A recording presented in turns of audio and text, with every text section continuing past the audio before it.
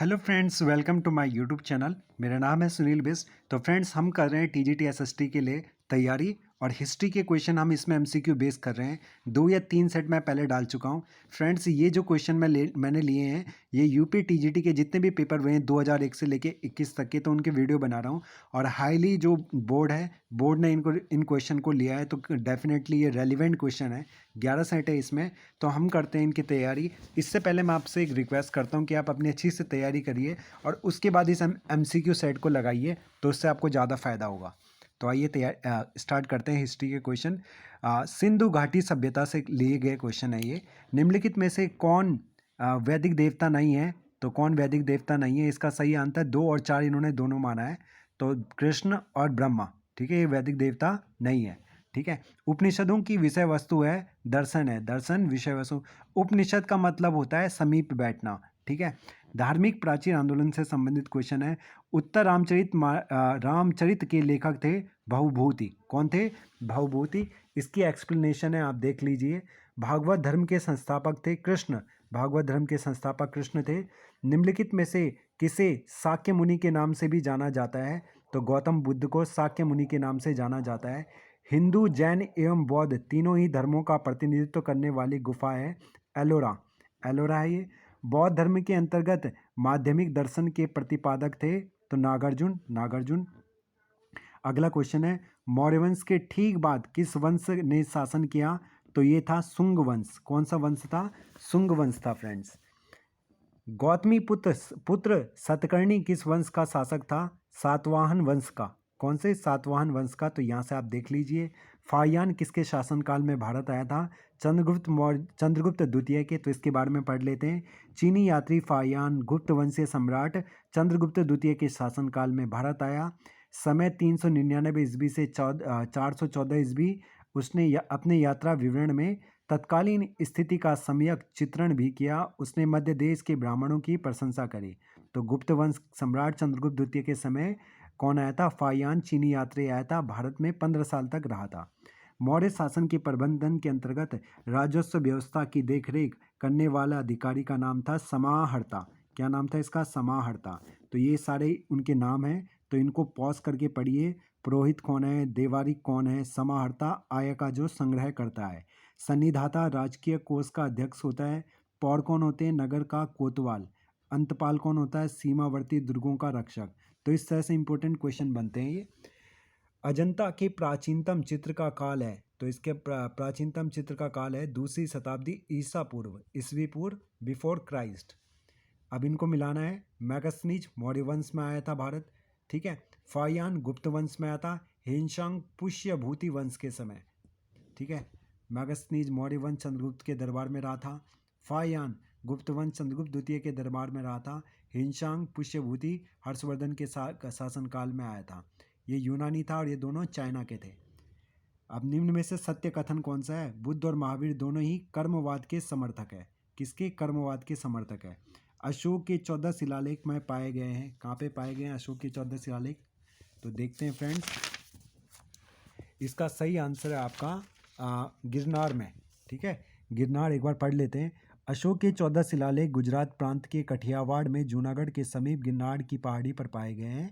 1822 में colonel Tod ने इन लेखों का पता लगाया, जो 2 भागों में विभाजित हैं, जिनके ऊपर से नीचे तक एक रेखा खींची हुई है। पहले 5 लेख बाई तथा और 7 लेख दाईं ओर उत्कीर्ण है। तो जो आपके कठियावाड़ गुजरात में है गिरनार। निम्न में से कौन सम्राट एक कुशल संगीतज्ञ भी था? तो समुद्रगुप्त एक कुशल संगीतज्ञ भी था। निम्नलिखित राजवंशों की सही कालक्रम में सजाइए। तो सही कालक्रम में हमें इनको सजाना है। सबसे पहले जो है फ्रेंड्स आपका इसमें हम देखते हैं, ये है सबसे पहले तो मौर्य वंश। सबसे पहले मौर्य वंश आया, फिर फिर सातवाहन वंश। ठीक है। ये 323 बीसी है, फिर 60 बीसी है, फिर उसके बाद आपका है नहीं, पहले फिर सा। हाँ, बा था, फिर शा था, सा कुषाण वंश, फिर। ठीक है। तो इस वजह से आपको देखना है यहाँ से। चोल शासकों का प्रतीक चिन्ह था। ठीक है। प्रतीक चिन्ह का बाघ था, जो चोल शासक थे। ठीक है। इनका प्रतीक चिन्ह क्या था? बाघ। ठीक है। इन्होंने अपने सिक्कों पर बाघ की आकृति का अंकन किया था। आगरा शहर का निर्माण किसने कराया? सिकंदर लोदी ने कराया था आगरा शहर का निर्माण 1504 ईस्वी में। ठीक है, ये ध्यान रखना है। यहाँ से व्याख्या पढ़ लीजिए आप। तैमूर लंग ने भारत पर आक्रमण किया था 319 में। ठीक है, 319 में। इसके अलावा फ्रेंड्स सिकंदर लोदी ने आगरा को 1506 में अपनी राजधानी भी बनाया था। निम्न में से कौन सा प्रांत बहमनी राज्य में शामिल नहीं था? तो दोआब। ठीक है। 13 वर्ष की अल्पायु में राजगद्दी पर बैठने वाले शासक का नाम था अकबर। क्या नाम था? अकबर। निम्न में से कौन अकबर के नवरत्नों में शामिल नहीं है? तो बैजू बावरा, बाकी बीरबल, रहीम, टोडरमल, ठीक है, मौलाद प्याजा, ठीक है, इसके अलावा तानसेन, ये सारे के सारे क्या थे? शेख फैजी, अब्दुल रहीम, खाने खाना, ये सारे इसके 9 क्या थे? नवरत्न थे। आगे देखेंगे हम थोड़ा। सर टॉमस रो ने किस मुगल सम्राट से भारत में व्यापार करने की अनुमति प्राप्त की थी? जहांगीर से। किससे फ्रेंड्स? जहांगीर से। किन दो मुगल शासकों के मध्यवर्ती काल में शेरशाह का शासन था? हुमायूं और अकबर के बीच में। मुगल शासकों के मध्यवर्ती काल में शेरशाह का शासन था हुमायूं एवं अकबर के। बाबर एवं राणा सांगा के बीच हुए युद्ध को कहा जाता था खानवा का युद्ध। क्या कहते थे इसको? खानवा का युद्ध। वेरी इंपॉर्टेंट है। शिवाजी की राजधानी थी रायगढ़। कहाँ पे थी? रायगढ़। इंपॉर्टेंट है, व्याख्या जरूर पढ़ना है, इसकी भी जरूर पढ़ना है, इसकी भी जरूर पढ़ना। शिवाजी के मंत्रिमंडल अष्टप्रधान की एक विशेषता थी, इसके 7 मंत्री ब्राह्मण होते थे। 7 मंत्री ब्राह्मण होते थे फ्रेंड्स। ये इसकी व्याख्या है। भारतीय राष्ट्रीय कांग्रेस की स्थापना के समय भारत के तत्कालीन वायसराय लॉर्ड डफरिन थे। इंपॉर्टेंट क्वेश्चन है, कई एग्जाम में पूछा गया है। ठीक है, ये इसकी व्याख्या है। भारतीय में यूरोपीय व्यापारियों के आगमन का सही क्रम है। तो पुर्तगाली आए, फिर उसके बाद डच आए, डच मतलब नीदरलैंड के, डेनमार्क के, फिर कहाँ के आए?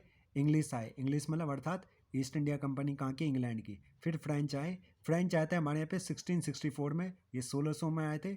इसके अलावा ये 1598 में आए थे, 1498 में पुर्तगाली आए थे, 1598 में।